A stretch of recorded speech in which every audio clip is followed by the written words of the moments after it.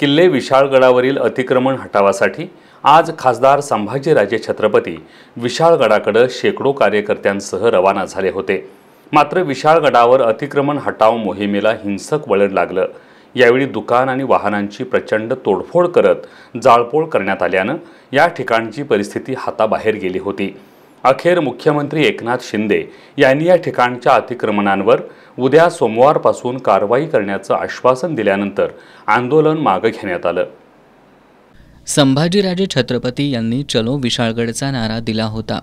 या पार्श्वभूमीवर राज्यातील विविध जिल्ह्यातून हजारो शिवभक्त आज सकाळी विशाळगडावर पोहोचले। मात्र विशाळगड अतिक्रमण मुक्त मोहिमेला अचानक हिंसक वळण लागलं।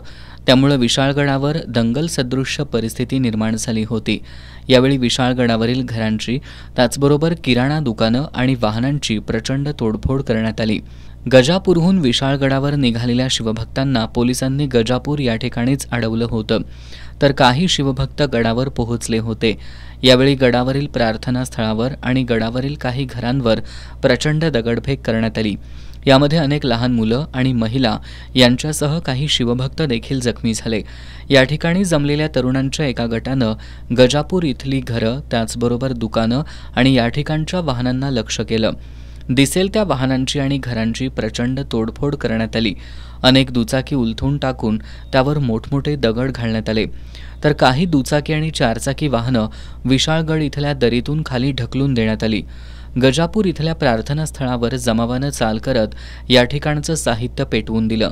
प्रापंचिक साहित्यही जाळल्यानं महिलांचे अश्रू अनावर झाले होते। जोपर्यंत विशाळगडावरील अतिक्रमण हटवण्याचा निर्णय घेतला जात नाही तोपर्यंत आपण इथून जाणार नसल्याची भूमिका माजी खासदार संभाजीराजे छत्रपती यांनी घेतली। त्यामुळे परिस्थिती हाताबाहेर गेली होती। संभाजीराजे छत्रपती हे विशाळगडावर हजारो शिवभक्तांसोबत ठाण मांडून होते। त्यांच्यासोबत जिल्हाधिकारी अमोल येडगे आणि जिल्हा पोलीस अधीक्षक महेंद्र पंडित यांनी चर्चा केली। मात्र जोपर्यंत राज्य सरकार याबाबतीत ठोस भूमिका जाहीर करत नाही तोपर्यंत आपण विशाळगडावरून जाणार नसल्याची भूमिका संभाजीराजे छत्रपती यांनी घेतली। संभाजीराजेंची प्रशासनासोबत चर्चा सुरू असताना आक्रमक झालेल्या तरुणांच्या जमावाकडून गजापूर इथल्या घरांची त्याचबरोबर वाहनांची प्रचंड तोडफोड सुरूच होती।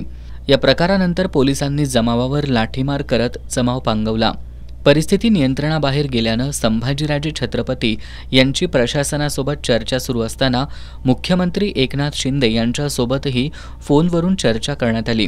अतिक्रमण काढण्याची मोहीम उद्या सोमवारपासून सुरू करण्याचं आश्वासन मुख्यमंत्री शिंदे यांनी संभाजीराजे यांना दिलं। त्यानंतर गडावरून खाली आलेल्या संभाजीराजेंनी जमावाला शांततेचं आवाहन केलं।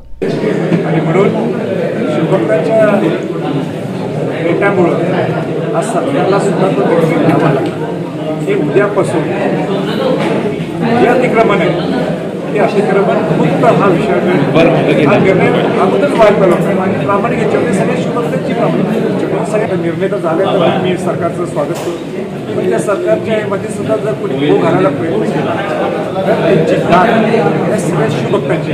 दरम्यान संभाजीराजे छत्रपती यांनी घडलेल्या घटनेवर बोलताना शिवभक्तांचा हा संताप होता आणि तो योग्य असून शिवभक्तांचं कौतुक असल्याचं त्यांनी म्हटलंय।